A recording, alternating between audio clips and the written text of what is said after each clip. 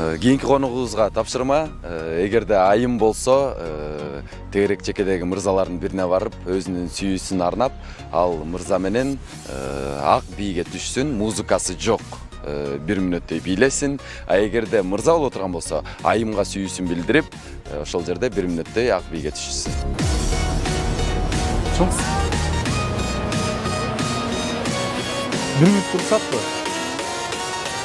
Мына жерге келсеңиз. Мына жерге вальс билеп коелучу кичине. Чоңсуз.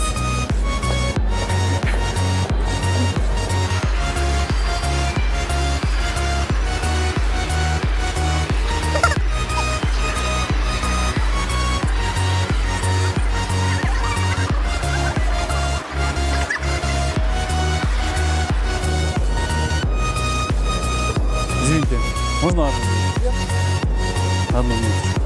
Или вас?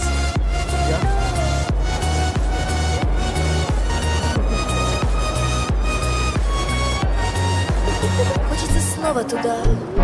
Нежные руки ведут по пути, там, где не сможешь один ты пройти. Выпью до капли все эти слова. Кружится, кружится вновь голова.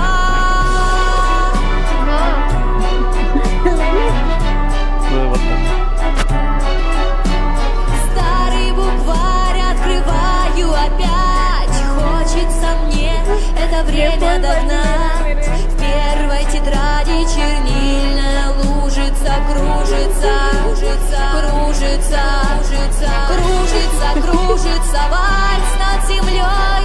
Только немного грустим мы с тобой. Первый урок не забыть никогда. Первый учитель один навсегда. Кандай болду, Марат? Ништяк болду. Сиз өзгөчөлөнүп, кыргыз айымдар менен эмес, биздин өлкөбүзгө конок болуп келген, Индиядан келген суу айым менен бийледиңиз. Сиз үчүн унутулгус күн болсо керек. Аябай, биринчи жолу бийледим. Биринчи кыргыз кызга барганда карабай кетип калбады. Айла жок.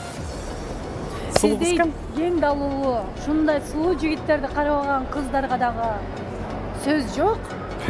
Ал эми биздин кийинки коногубузга кандай тапшырма